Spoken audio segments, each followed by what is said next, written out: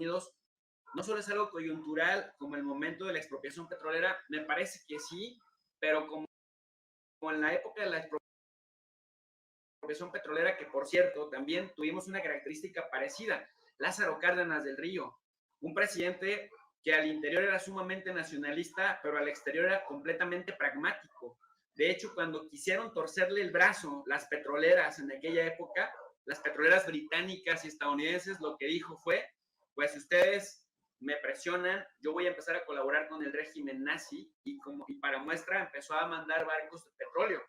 Eso hizo que Estados Unidos se la pensara, se detuviera, y esa coyuntura efectivamente favoreció para que la expropiación petrolera, es decir, la nacionalización de ese sector, permaneciera hasta que un entreguista neoliberal y corrupto como Enrique Peña Nieto la cediera en 2014 con las supuestas reformas estratégicas que más bien parecían mandatos del Fondo Monetario Internacional. Me parece que algo que está haciendo López Obrador, a diferencia de otros presidentes, que está aprovechando su legitimidad y el gran respaldo popular que tiene para convertirlo en reformas estructurales, a la inversa. Es decir, le está dando reversa y lo va a lograr seguramente en abril del 2022 a la reforma eléctrica. Ya le dio reversa a la reforma educativa neoliberal, que castigaba más a los maestros que incentivarlos a tener un mejor rendimiento educativo. Está haciendo la recuperación de la soberanía energética.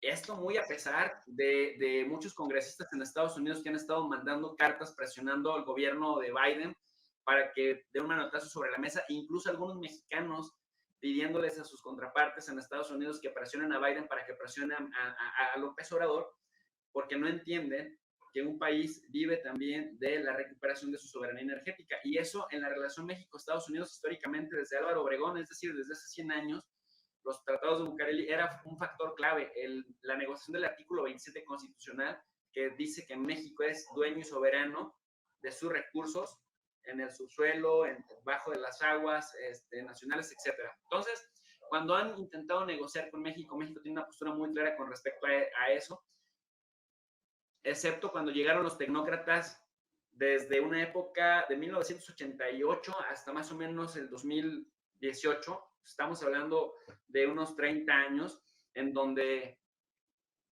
pues literal, tocó también en el exterior el consenso de Washington y todos los efectos que consumaron el neoliberalismo, basándose en esta idea de los planes de ajuste estructural que proponía el Fondo Monetario Internacional, pero que como lo vimos en Argentina en 2001, 2002, a pesar de haber sido el mejor alumno del Fondo Monetario Internacional, les terminó yendo terriblemente mal. Me parece que López Obrador, el gran acierto es que está generando varias políticas de hechos consumados.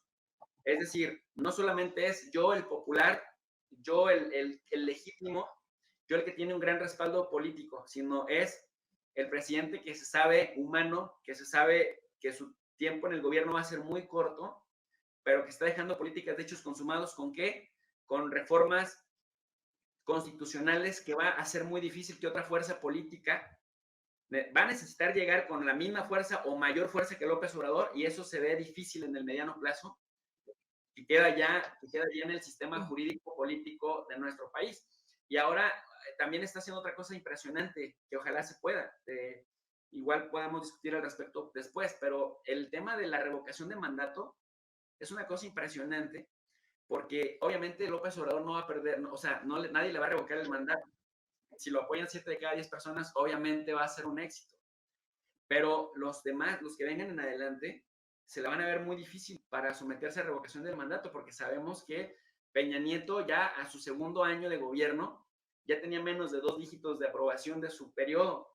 Felipe Calderón fue un presidente pues muy polarizador, muy belicista, que difícilmente puede salir a la calle sin guardaespaldas. Igual Fox están convertidos en personajes bastante vomitivos desde la mitad de su periodo.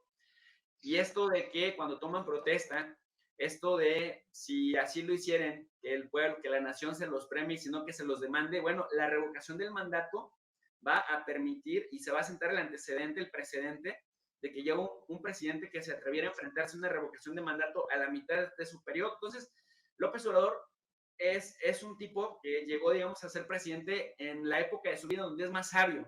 Es como la mejor versión del mismo López Obrador, que no hubiera podido lograr en 2006, o en 2012, pero que lo está pudiendo hacer con el paso de los años en 2021. Y esto de la política de hechos consumados se traduce a lo otro, es decir, a lo extranjero, a lo internacional. Él decía, la mejor política exterior es la que se hace primero al interior. Si no arreglamos la casa, difícilmente vamos a poder dar pasos hacia adelante pretendiendo compartir soluciones al exterior. Entonces, ¿por qué es importante comentar esto? Porque ahorita nos preguntaba Marcelo, ¿no? Las reflexiones que decía, ¿quién controla a quién? Por ejemplo, en la relación con Estados Unidos y cómo se determina ese control. Hay alineamiento de México con Estados Unidos, hay una posición soberanista o globalista. ¿Cómo México puede ser el vínculo entre el norte y Latinoamérica? Bueno, yo creo, y bueno, este comentario que lo anoté también, que decía Marcelo, Argentina tiene o siempre ha tenido muchos problemas con Estados Unidos, una relación conflictiva, según entendí, pero al final se termina apegando a los modelos o a las propuestas o a los dictámenes estadounidenses. Yo creo, y bueno, no creo, lo he estado estudiando y lo estoy tratando de evaluar para cuantitativizarlo. Se me fue el concepto, pero entonces, lo que pasa es que Argentina o Brasil tienen una ventaja muy grande, o dependiendo del cristal con que se vea, con respecto a México frente a Estados Unidos, y es que están lejísimos y que no son tan dependientes comercialmente de Estados Unidos. Pero eso mismo se puede convertir en una gran desventaja para ambos países. ¿Por qué? Porque no tienen la penetración demográfica que tiene México en Estados Unidos. Miren, para que se den una idea, y esto en la historia de la humanidad no se ha visto, que un país tenga una red consular tan gigantesca en otro, cuando ese otro es potencia mundial. México tiene 51 consulados en Estados Unidos que le dan servicio a 40 millones de seres humanos. O sea, tenemos un país adentro de otro, más una embajada. Pero esa población originalmente no estaba tan politizada.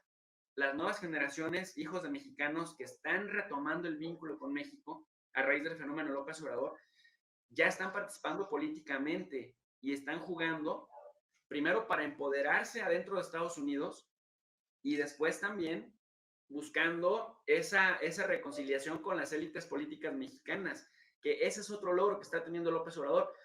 Históricamente, pensar en los políticos mexicanos daba asco, daba vergüenza, daba coraje, daba rabia, y casi político mexicano de alto nivel es igual o es sinónimo a corrupción.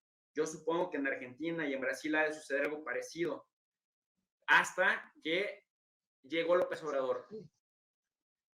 Y con López Obrador, de alguna manera, hay esta especie de reconciliación, no solamente del mexicano de a pie, sino también del migrante mexicano en Estados Unidos y del hijo del migrante mexicano en Estados Unidos, que siempre escuchó que tuvimos políticos parias, vendepatrias, le decimos nosotros, entreguistas y arrodillados a Estados Unidos. Y hay esta reconciliación de ver que López Obrador, por un lado, le mete puntapiés a Biden, como no se atreve ningún otro líder latinoamericano, sin pagar las consecuencias que paga otro líder latinoamericano. Entonces, López Obrador no solamente ha sido un discurso vacío, al mismo tiempo que fortalece la CELAC, ha disminuido la OEA. ¿Y esto qué tiene que ver con Estados Unidos? Bueno, pues que a la OEA se le percibe como la herramienta golpista de Estados Unidos en la región. Y la CELAC está ahí para hacerle frente. Entonces, mientras en lo económico colaboramos, en lo político estamos chocando impresionantemente. Según acto número 2, pasan los días, viene la CELAC, ahí pasa una cosa que nos dio mucha pena con Argentina, que mientras que venía Felipe Solá, con quien había muy buena relación con el canciller y con el subsecretario para América Latina, y cuando llega a México ya no puede participar en la CELAC porque Cristina Fernández le estaba torciendo el brazo a Alberto, Cristina se quita el Fernández y nada más deja el Kirchner, se ve como una guerra civil ahí entre la vicepresidenta que quiere ser presidenta y el presidente que dicen, este no tiene capital político por sí mismo, le tuercen el brazo, le imponen ahí un gabinete y Solá pues ya no puede participar, de tal suerte que el posicionamiento argentino se volvió irrelevante en la CELAC, pero pasó una cosa muy interesante. Paraguay, que está muy disminuido políticamente por el presidente que tiene de la derecha, que le ha dado para atrás a muchos de los avances progresistas de Pepe Mujica, y el presidente también, perdón, Uruguay y también el de Paraguay se confrontan o intentan criticar abiertamente a Venezuela y a Cuba. Y entonces, tanto el de Venezuela, Díaz-Canel, como Maduro, que también son boxeadores del discurso, pues les paran el alto. Y entonces eso marca una cosa que está sucediendo en la región. Hay posiciones irreconciliables con los países dependiendo del grupo político que llega al poder. Y el presidente de Uruguay y el presidente de Paraguay lo dejaron claro. Pero entonces México trató de dejar que fluyeran las cosas, ¿no? Hasta que hubo que dar un manotazo sobre la mesa y decir, oigan, aquí queremos construir y queremos sumar, más que otra cosa. Entonces, ante el vacío que deja Argentina, el vacío que deja Brasil, pues obviamente México asume el liderazgo regional. Y entonces voy al siguiente gesto. López Obrador invita a Miguel Díaz-Canel a estar con él ahí al ladito de la independencia y grita fuerte. Queremos que se acabe, no le dice embargo, dice el bloqueo criminal en contra de Cuba.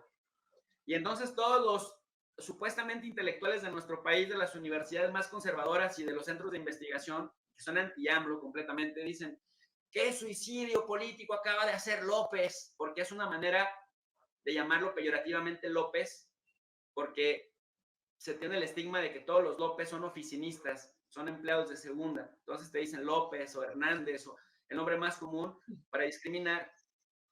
Pero resulta que hasta eso le favorece a López Obrador. Miren, yo soy López también, porque casi 1 de cada 3 mexicanos se apellida López, pues, o es pariente de algún López. Entonces, dicen, es que ese suicidio de López, de haber traído al dictador cubano y de haber exigido junto al dictador que Estados Unidos acabe con el bloqueo, que en realidad no es bloqueo, sino solamente es embargo, le va a costar muy caro. Bueno, eso pasa el 15 de septiembre. Al 16 de septiembre, en el momento cumbre de la celebración, aparece Joe Biden diciendo, queremos felicitar a nuestro aliado México y queremos decirle al mundo que no hay un amigo más cercano que México. Y entonces es como de, ¿no?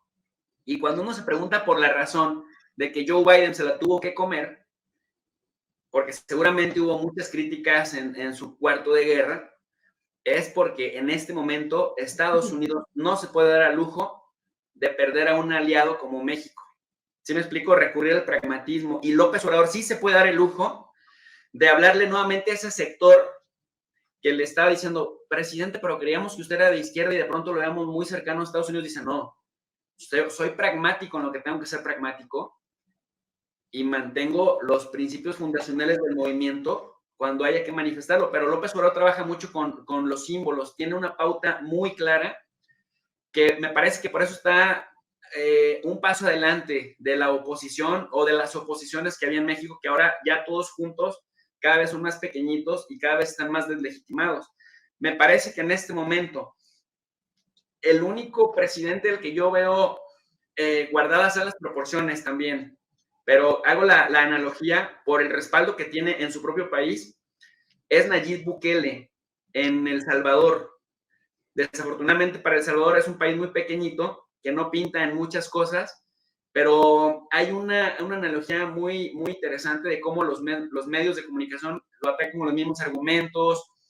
Ahora, por ejemplo, Nayib Bukele trató de hacer algo que hacía López Obrador, pero a Nayib Bukele de inmediato le responde Estados Unidos, le saca una lista de que hay funcionarios de su administración muy corruptos. No lo hace con el de Honduras, que es más corrupto, por ejemplo, Juan Orlando Hernández, que tiene el hermano condenado por narcotraficante, pero lo hacen con Bukele porque de alguna manera Bukele los ha frenteado y se ha cobijado en China. Pero pongo estos ejemplos para que veamos o entendamos que, por un lado, sí es muy pragmático porque López Obrador no es suicida y es menos ideológico de lo que sus enemigos, incluso desde lo que sus aliados pensaban que era. El señor es pragmático, pero tiene claro cómo no, cómo no meterse el pie, no tropezar, pero al mismo tiempo dejando claras sus posiciones, y esto lo hemos estado viendo como un jugador de ajedrez en estos últimos meses, bueno, en estos 3 años, pero particularmente en estos últimos meses, en donde cuando ya le auguran que México se va para abajo, de pronto sale con una nueva jugada que pues asombra a propios extraños, me parece.